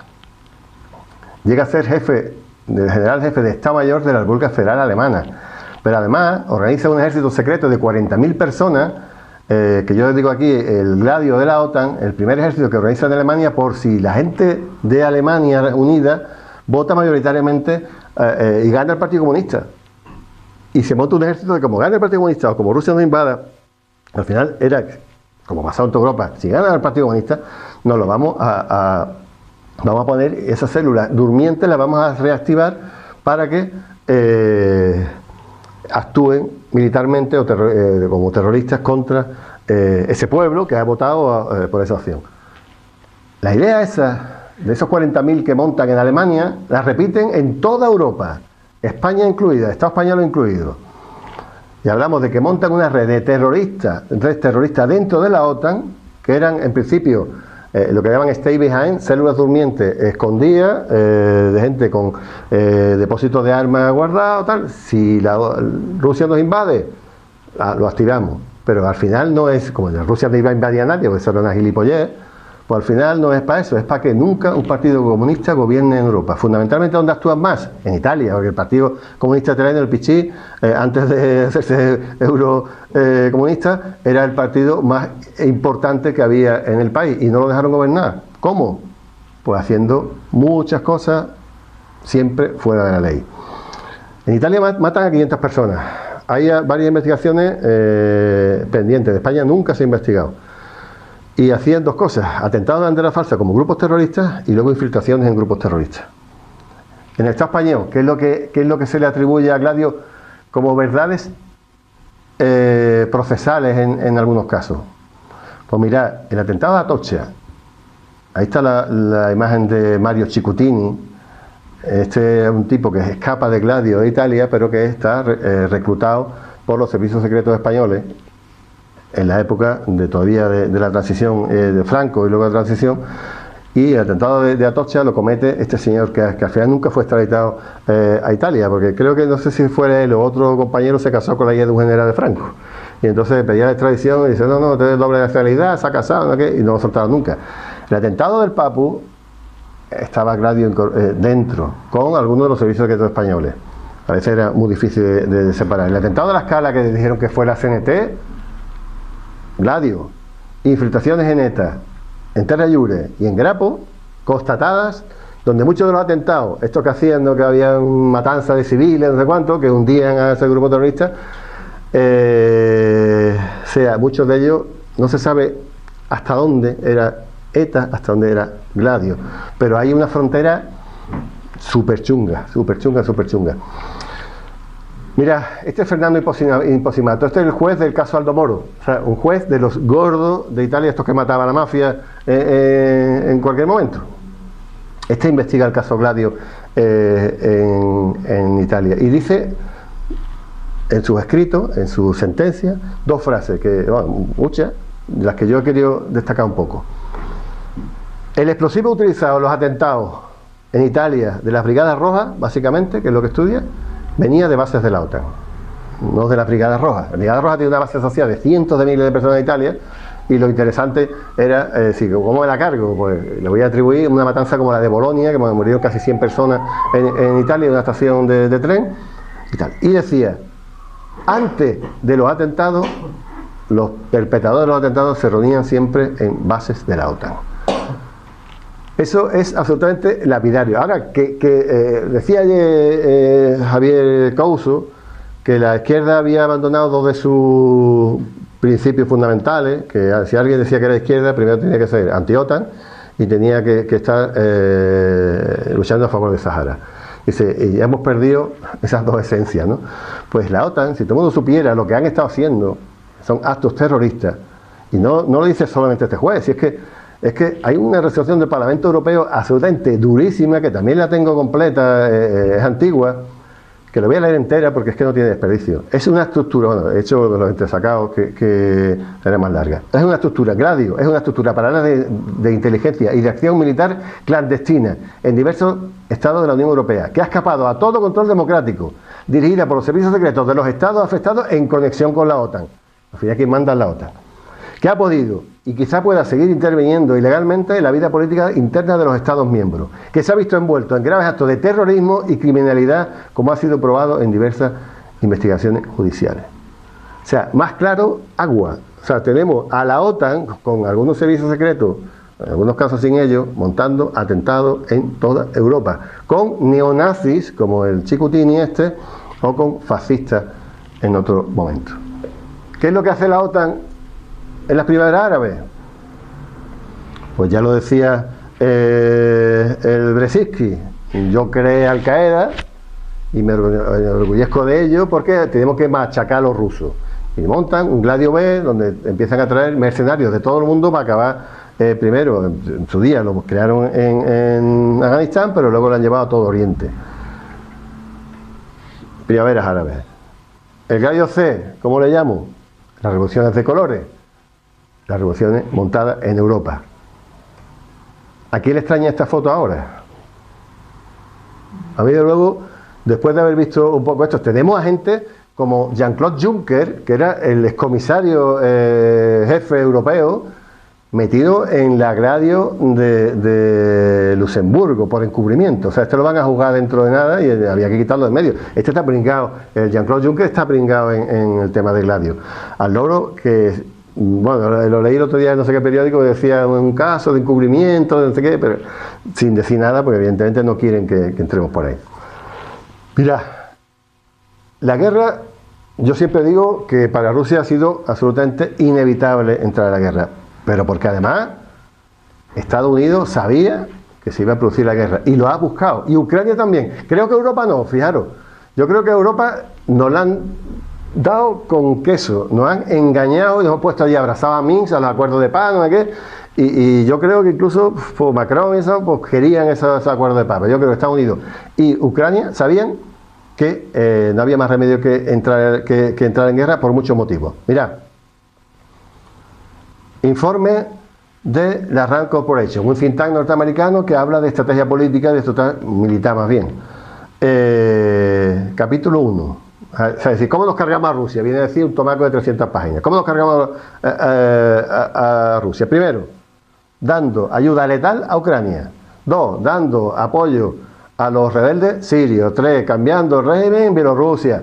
Todas estas cosas se están haciendo poco a poco.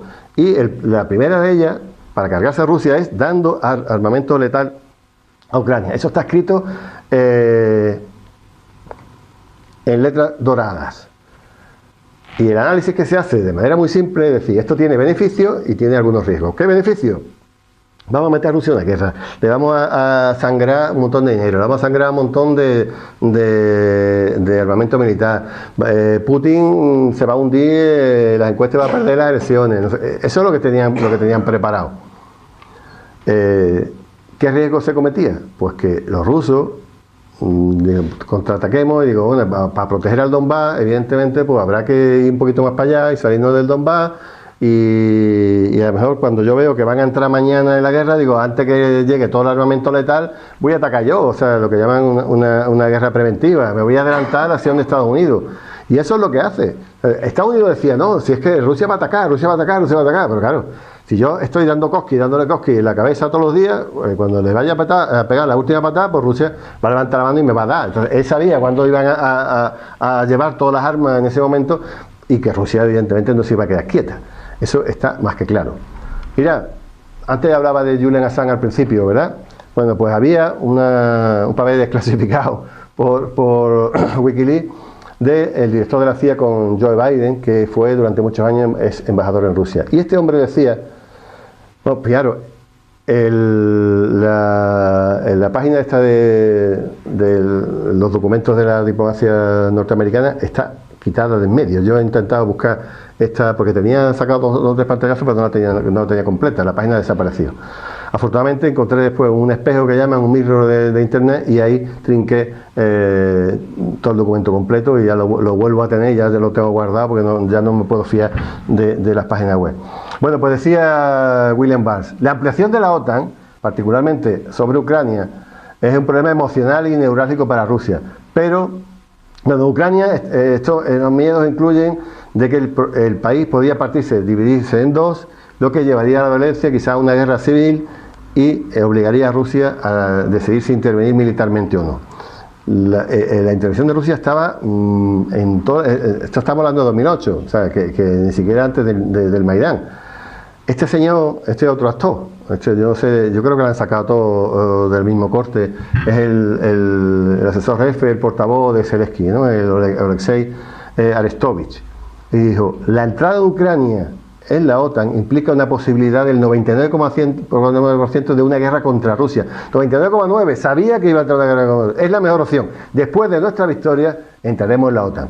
Esto es una entrevista que está en YouTube. Este señor está vestido de negro, así, con un fondo también negro y tal, se le ve solo la cara, y una entrevista de más de media hora, y está subtitulada entera, y dice esto, que sabía que en 2019 se iba a montar una guerra, porque estaban montando ellos. Más todavía. Este era Chokochenko, como decíamos nosotros, porque era el rey del chocolate ucraniano, y Petro Poroshenko, otro oligarca neonazi que llega al poder como llega, diciendo los acuerdos de paz de Minsk se usaron para ganar tiempo, para poder armar a Ucrania e implementar la solución final de los rusos en el Donbass. Solución final es un término que utiliza Hitler contra los judíos y que significa matarlos a todos. O sea que la idea de jugar de Ucrania era decir, esto yo sé que esto es Rusia y que la gente que acredita que son rusos, pero si los mato ya va a ser ucraniano. Bueno, pues esto dice Poroshenko, también hace nada. Tengo el enlace ahí. Este es el jefe del Consejo de Seguridad Militar de Ucrania. Este dijo, el Danilov, Kiev condujo deliberadamente a la guerra con Rusia desde 2019, saboteando los acuerdos de paz de Minsk y las propuestas de paz. Y se le olvida una cosa, que están construyendo trincheras en el Donbass desde 2019 a saco. Por eso es tan difícil avanzar sobre verdaderas fortalezas atrincheradas trincheras de 1,5 metros, cubiertas de hormigón, con un buque cada 20 o 30 metros. O sea que no solamente se sabe, sino que además se preparan para esa guerra. Luego, el señorito dijo que Ucrania, que había votado pues prácticamente al 100% de gente diciendo que quería ser independiente, que ya lo votaron del año 3 veces en los últimos años, desde el 91 para adelante, y que incluso del 91 al 95, que supuestamente ya era de Ucrania, quien pagaba los recibos de los funcionarios, etcétera, era Rusia, o sea, que seguía pagando como si fuera, a pesar de que en teoría era de Ucrania. Bueno, esta gente hace una ley para cargarse Ucrania por la fuerza, dice que no van a reconocer a la gente del Donbass como interlocutores, con lo cual los acuerdos de Minsk no tienen ninguna validez, porque los acuerdos de Minsk es decir, yo me siento contigo y hablamos de una autonomía. Esos eran los acuerdos de Minsk. La gente del Donbass, de Donetsk y de Lugansk, con una autonomía se conformaban. Lo tienen clarísimo. Pero de pronto se empieza a matarlo, yo autonomía, yo como está con esta gente que me van a matar a primera de cambio, yo quiero irme a la madre Rusia, que es quien me está protegiendo. De hecho, el otro día escuchaba una entrevista y lo primero que ha hecho Rusia es pagar pensiones medianamente dignas a la gente del Donbass o de Gerson, de la zona donde se han pronunciado en los referéndums. Esta gente estaban cobrando del ejército del país del régimen ucraniano $50 al mes y ahora están cobrando 300. O sea, los pensionistas ahora tienen más o menos cómo vivir. Pero fijaros cómo sabían los americanos, vuelvo al hilo, que iba a empezar una guerra. Cuando empieza la ley esta de prestar dinero a Ucrania, fiado, se empieza a tramitar. Esto está en la página web del Senado norteamericano. Si os fijáis la fecha, estamos el 19 del 1 de 2022. La guerra no empieza hasta un mes y unos cuantos días después. Y ya estaba tramitándose la ley para dar dinero a Ucrania al margen de lo que están dando todos los días. Esta era una ley que permitía un marco para dar más armas y más dinero. Y esto se empieza a gestionar antes de la guerra. Si nos vamos al informe de la OSCE de las violaciones de los altos fuegos, mirad que la parte que está a la derecha son los ataques de Ucrania sobre Donetsk y Lugansk. Y los puntitos amarillos están todos en la derecha. Hay alguno que sale para la izquierda de la línea de contacto, pero la inmensa mayoría está dentro. Lo que estaban era, como llaman los militares, ablandando la zona para después entrar a saco, que es lo que estaba previsto. Y así estaba escrito en este documento que le cogen a los jefes de la Guardia Nacional, a los jefes de los neonazis. Son seis páginas. Yo lo que hago, porque muchas veces dicen, hostia, Juan, ¿tú estás seguro que dice ahí? ¿Te está engañando el que hace la interpretación? Muy fácil, coger el móvil, Google Translator, ¿vale? Le dais utilizar cámara y es así, lo pone y te lo está leyendo. O sea, que yo a mitad de las veces ya no me fío yo ni de mi sombra y entonces intento primero acceder a todos esos documentos y luego lo que puedo, lo que es inglés y tal, pues se puede traducir fácil y lo que es del ruso o el ucraniano a través de los programas informáticos se puede hacer.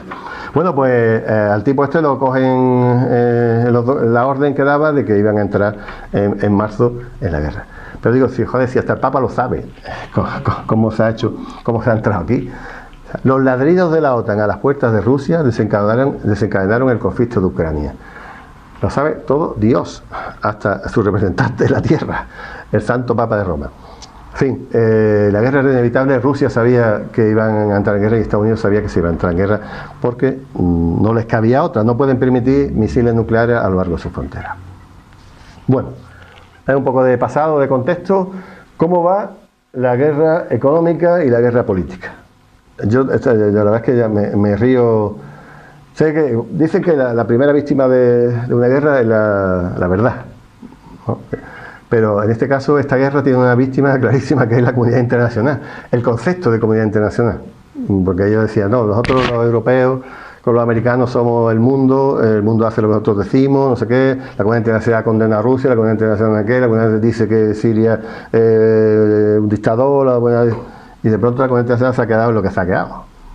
Mirá lo que dice el 14 del 3, Jen Psaki, que era la portavoz de tal. Hemos aplastado la economía rusa.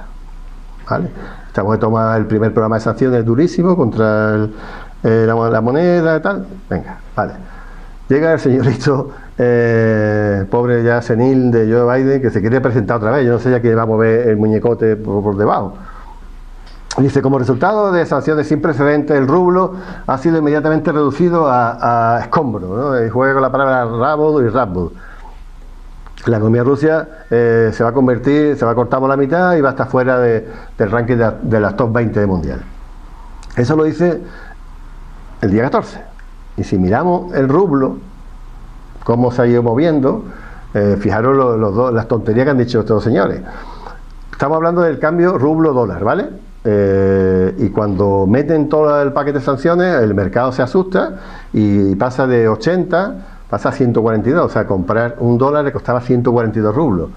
Pero ahora mismo, yo tengo el último dato de octubre, está más bajo que cuando empieza la guerra, o sea, más fuerte. El rublo es la moneda que mejor desempeño ha tenido en 2022. La moneda, o sea, que de hecho de cargando a la moneda de la economía rusa es una absoluta estupidez. Y los dos, el portavoz y el otro, la dijeron y está en su Twitter. Podéis ir al Twitter del señor y tal. Este documentito fue muy gracioso, lo presentó el ministro exterior de chino en Twitter y con 2 cartelas y dijo, mirad, puso la fotito y la verdad es que nos reímos. Digo, hay que ver el colega, está en plan didáctico, en plan que está cachondo, ¿no?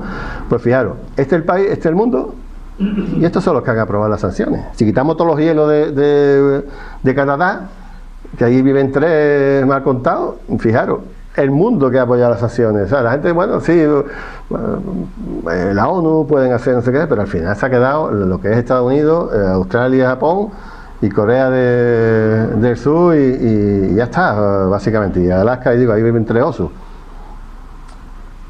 ¿En qué se queda la comunidad internacional? En un 26% de los países.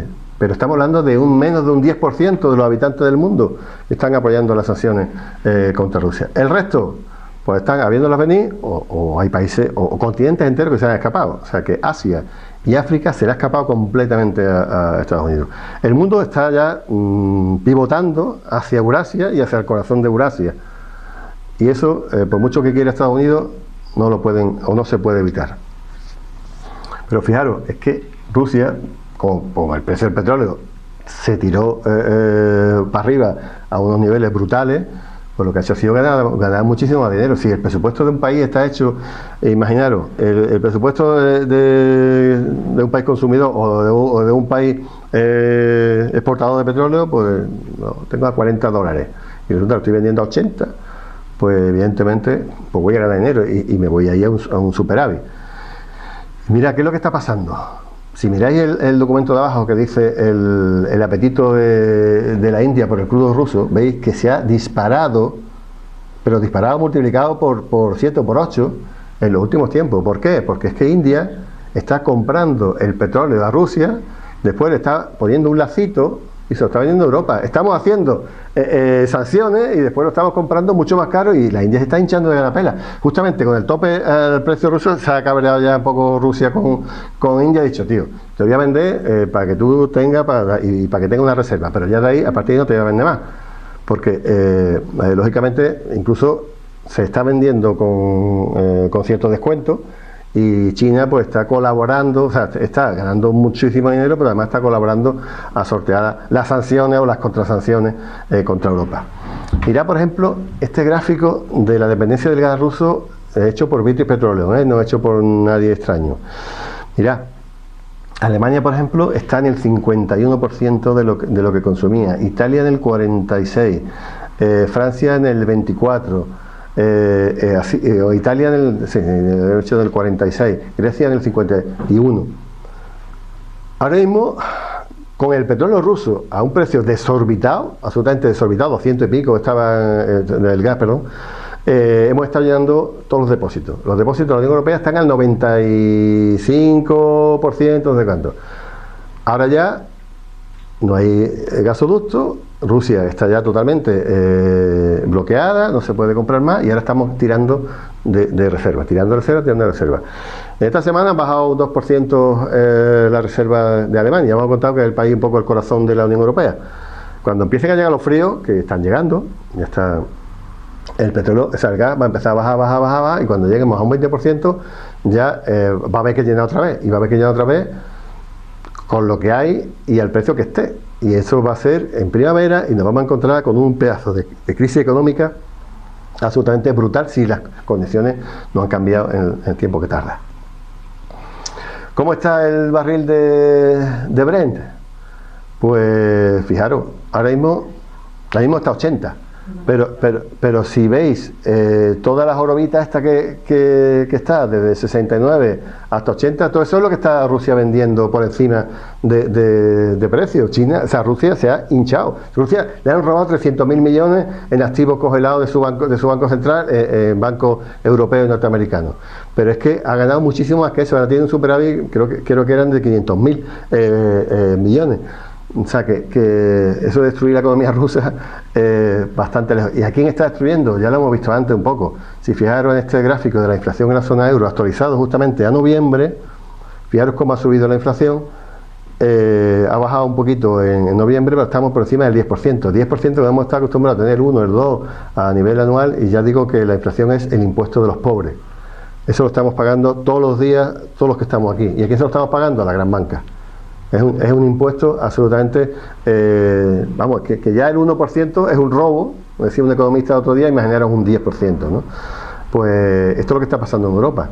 Y de momento, bueno, más o menos hay manifestaciones, hay huelgas, hay historias. Vamos a ver lo que se aguanta y lo que aguanta nuestra reserva.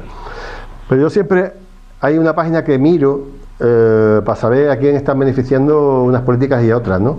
Hay una página web que se llama, que habla de la popularidad de los presidentes del mundo y hace una manera de encuestar, una página web norteamericana, europea, de instituciones fundamentalmente universitarias, y hacen unas investigaciones de quién son la gente que está más valorada por su propio pueblo. Y resulta, bueno, que el número 2, Luis Abinader, de la República Dominicana, desconozco a este hombre ni lo que hace realmente. Sin embargo, López Obrador sí está bastante en candelero, y sí conocemos sus políticas y lo que ha podido hacer, lo que están dejando hacer con México. El cuarto sería Gustavo Petro, de Colombia, que, bueno, no ha sido un Boris de la vida, y parece que, bueno, hay que darle una cierta confianza a ver cómo se mueve. Pero en esa página web, que se actualiza normalmente cada mes o cada mes y algo, dependiendo de las encuestas que hacen gente como Ipsos, como los que encuestan las elecciones y todo esto que los conocemos, ¿no? Sigma 2, etcétera, pues resulta que el presidente mejor valorado por su población es Vladimir Putin, con un 77% de aceptación. Yo digo, una página norteamericana y europea de una fundación, o sea, que no es universitaria, o sea, académica. Bueno, pues ahí estamos. A ver quién está sufriendo las consecuencias y mientras en Europa entrando a la extrema derecha por todos lados. ¿Y Biden? ¿Qué popularidad tiene? El Biden yo creo que da por un 40 y algo, no más que eso, pero vamos, es bajísima, y además yo creo, no sé si ese hombre va a poder presentarse porque no le va a dar la chota, ¿no? Es que ya las gambas que está metiendo son cada día más grandes. Dice, mi niño murió, o sea, se olvidan de murió su propio hijo, murió en la guerra de Siria, no sé qué, murió en Estados Unidos. El hombre está ya absolutamente cagado, y yo no sé, la Kamala Harris, que parecía era, en fin, alguien tipo Obama, no sé cuánto, está como escondida, no sé qué han hecho con ella, o algo ha pasado. Por último, ¿cómo va el frente militar? Mira, Rusia ha liberado como casi el 20%, será un poco el 18% por ahí, después de la retirada, pero alrededor del 20% de Ucrania en una superficie como la de Inglaterra, ¿vale? Es decir, es que Rusia no avanza, es que Rusia... El 20% de Ucrania está en manos de Rusia en este momento. El coronel MacGregor está dando un montón de titulares, ha dado muchas entrevistas en alguna página web, y dice que, bueno, según los ucranianos, ahora mismo estamos ya cerca de Moscú, o sea, los ucranianos están ya dentro de poco conquistan Moscú, y eso es lo que creen, ¿no? Y llega a decir que la situación de Ucrania es absolutamente desesperada. Mirad las cifras de armamento destruido por Rusia. Fijaros el dato, porque tiene algunas implicaciones. Esto es de hace 3 días. Yo creo que han caído como 3 aviones después. Pero bueno, 339 cazas han sido derribados por Rusia en Ucrania. ¿Cuántos cazas tiene España? Por poner hacer una comparativa, 140. ¿Cuántos helicópteros? Pues resulta que tenemos 180, también han caído otros 2 o 3, y España tiene 23. Drones, han caído 2.000 drones en Ucrania. ¿Cuántos tiene España? 0. Tiene drones, pero no tiene drones con armamento. O sea, nadie puede pensar que esto es una guerra que está luchando Ucrania con Rusia. Todo esto blindado. España tiene 300 y pico de tanques. Estamos hablando de 7.000. Esto lo está mandando toda la OTAN. Toda la OTAN. Rusia, si no llega a ser... Otro día me preguntaron Jorge Gestoso de Telesur, dice, ¿tú crees que habría acabado la guerra antes? No, claro, si esto le dura 3 meses a Rusia. Lo que pasa es que están haciendo con toda la OTAN, con todo el armamento de la OTAN, que están mandando... Están hablando ya de mandar cazas. Bueno, cazas. Han enviado un montón de cazas de los MiG y los Su soviéticos. Tanques, la tira. Han mandado las lanzaderas múltiples, 3 tipos de lanzaderas múltiples. Estamos hablando de los HIMARS norteamericanos, guiados por satélite, que son americanos los que lo operan y tal. Han mandado los César franceses y han mandado las lanzaderas múltiples alemanas, un nombre extraño, no me acuerdo ahora, que son armamentos que bueno, han conseguido tumbar algunos depósitos de municiones y que fundamentalmente lo utilizan contra la población civil. Pero aquí están hablando de Patriots. Y va a ser bueno, el puntazo, la verdad es que la guerra es una putada, pero a nivel tecnológico tiene su aquel. Hace una semana o 10 días, hace como un mes o por ahí, cae un misil de una lanzadera múltiple, un HIMARS, ¿no? De que son los superpotentes, porque además lo que hacen es saturar a la defensa, puede destruir 10 o 12, pero al menos caen del 20 que lanza, pues caen unos cuantos y dan, ¿no? Pues cae un misil intacto y no revienta. Entonces llegan, lo hacen ingeniería inversa, sacan los códigos y sacan la huella que el HIMARS deja en el radar. Ayer destruyeron 4 baterías que llevan un montón de meses sin poder tocar alguna, y ayer se cargan 4 juntas. O sea, es que ya han hackeado la huella militar, o sea, la huella de radar que deja tal, y ahora mismo ya son carne de cañón. Estados Unidos no quiere dar armas muy potentes ni muy modernas, porque cuando vaya a utilizar HIMARS en cualquier guerra, dice, espérate, te voy a mandar el archivito. Se llama la guerra de contrabatería, ¿no? Yo tengo aquí, tú me estás disparando, yo te meto aquí un radar de estos móviles, y cuando tú me disparas, yo te cojo la posesión, le llamo aquí, pum, y te disparo. Bueno, pues ya si une el hackeo por ingeniería inversa de un misil que no explota, pues la consecuencia ha sido que me he cargado a 4 baterías que valen centenares de miles de dólares cada una, y que ahora mismo van a traer más, tenían como alrededor de 20, quedarán 3, 4. Pero es que la industria no da para funcionar ni para crear tantos HIMARS de manera tan rápida. Bueno, pues si fijaros la cantidad de los lanzacohetes, esto que estamos hablando, 900 lanzacohetes han caído, y son los SAM, los sistemas antimisiles, son los Patriots que están intentando mandar, pero bueno, los Patriots se la han comido con papas los iraníes con los drones que han mandado desde Yemen, o sea, que por mucho que digan, pues tampoco va a pasar nada. Este dato a mí también me revienta la cabeza, porque si la gente supiera de verdad a dónde han ido los refugiados ucranianos, estarían pensando quién son los malos, quién son los buenos, o dirían esto es muy raro. Resulta que casi 3 millones de refugiados han ido a Rusia, el país que más refugiados ha recibido, y además con un montón de pegas, porque no dejaban que salieran cuando había conquistado una ciudad o lo que sea, los ucranianos tal, no dejaban que nadie fuera para Rusia, sino que fuera hacia la zona de Kiev, ¿no? O hacia la zona cercana a Polonia. El segundo país es Polonia, efectivamente, 1,5 millones, prácticamente la mitad. Si nos vamos a Alemania, que está haciendo un esfuerzo brutal, no sé qué, estamos hablando de 1 millón solo, y si estamos hablando de República Checa, hablamos de menos de medio millón. Bueno, pues este es un dato que no se dice, no se conoce, porque evidentemente no interesa. Otro dato comparativo. Entonces las comparaciones suelen ser odiosas. Mirad, Ucrania, ayer hablaban de 10.500 o algo así, 10.000 civiles muertos. Vamos a puntualizar. Cuando la ONU daba cifras de miles de muertos, hasta 5.000 o por ahí, decían dónde se habían producido. Y el sitio que decía que se habían producido, la inmensa mayoría, era en Donetsk y en Lugansk, en las 2 repúblicas independentistas. ¿Y quién los provoca? Evidentemente, la había provocado Ucrania, y era más de la mitad. Y el resto, en otro frente de batalla, que podía ser en Nikolaev, o podía ser en Gerson, o podía ser en Kharkov. Pero la inmensa mayoría de los civiles muertos están provocados porque es que era una guerra civil lo que había montado en el Donbass. Bueno, pues si lo comparamos con aquel dato que habíamos hablado de Afganistán, perdón, de Yugoslavia o de Afganistán, mira la historia. Me preguntaba un compañero el otro día a través de Facebook, y yo, ¿por qué no hay tan pocos muertos? Es que Rusia, ¿por qué Rusia no ha entrado como ha entrado Estados Unidos en Irak y machacó en un día prácticamente todo, y no sé qué? Porque es que es muy fácil. Si Rusia está liberando las zonas rusas, no rusófilas, rusas, la zona, bueno, la gente tenía dos pasaportes. Si está liberando el Donbass, tú lo que no va a matar a tu gente, ¿no? Si son los rusos que tú vas a liberar, ¿por qué lo vas a matar?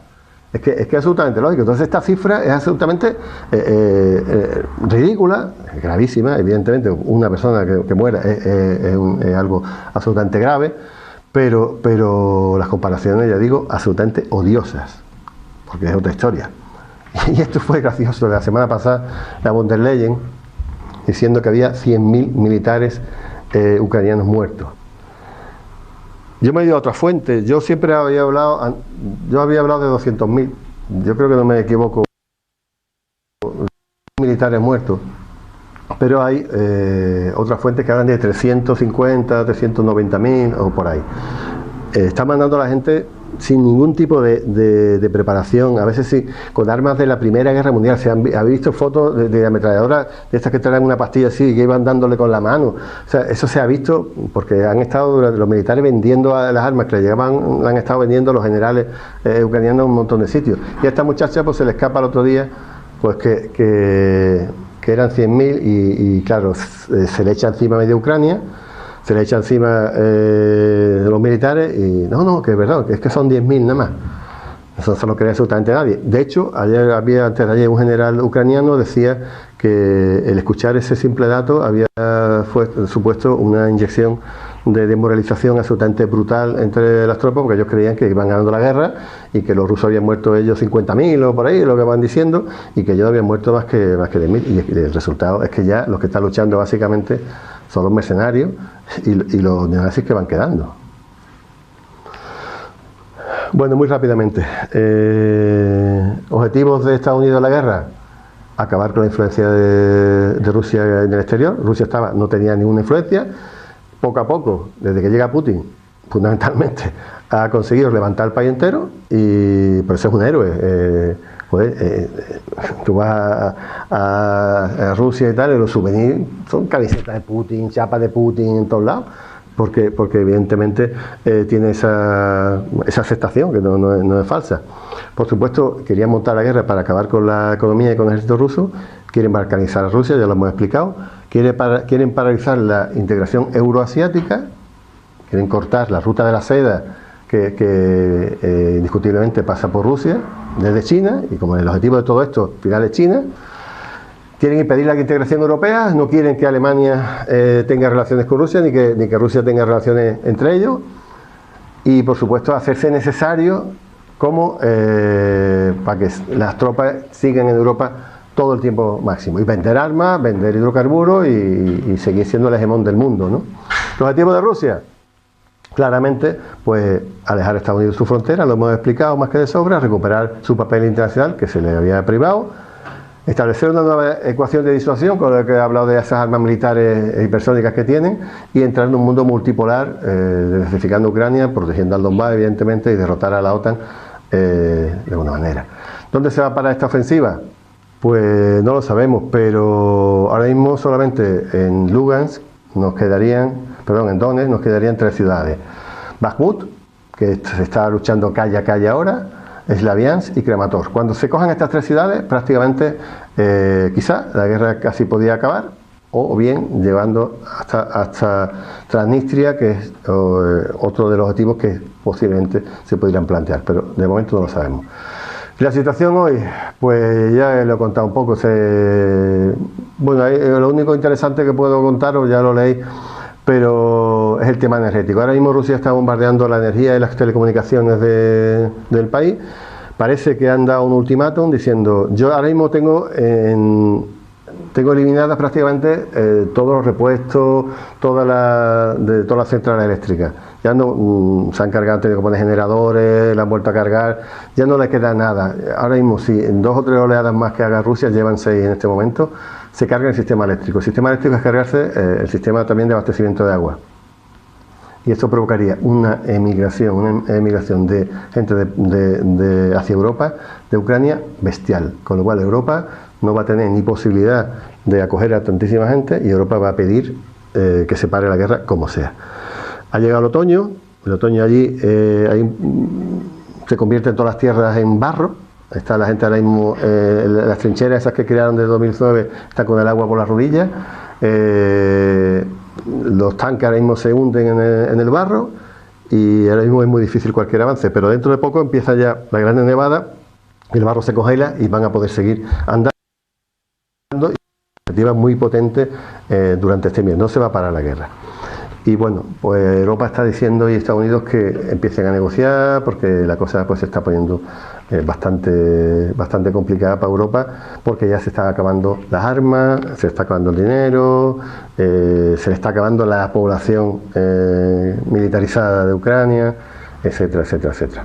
En fin, dos cosas que tenemos que tener claras: no estamos defendiendo evidentemente a la democracia, como están diciendo, estamos defendiendo a un régimen que tiene la oposición encarcelada, las televisiones están cerradas, un montón de partidos ilegalizados, tenemos un Estado racista, con leyes de racistas, el sindicalismo está perseguido, el comunismo está ilegalizado, tenemos a los nazis en el poder, tenemos el ruso prohibido, tenemos un ejército neonazi y en los últimos pasos que ha dado el Zelensky está persiguiendo ya en conventos, monasterios, etcétera, a la Iglesia Ortodoxa.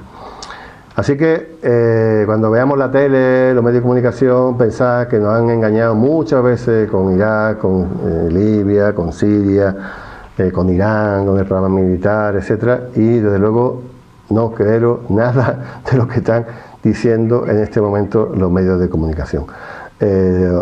Con algunos datos de esto, lee entre líneas, que es lo mejor que se puede hacer. Y me despido porque cuando estuve ahí en Almería había sido el cumpleaños de Fidel, con una predicción, una profecía que de luego alucinante. Dijo: la próxima guerra en Europa será entre Rusia y el fascismo, pero solo que al fascismo le llaman democracia. Esto es lo que estamos viviendo hoy en el país y en toda Europa. Así que muchas gracias, perdonad la chapa que me he pasado media hora.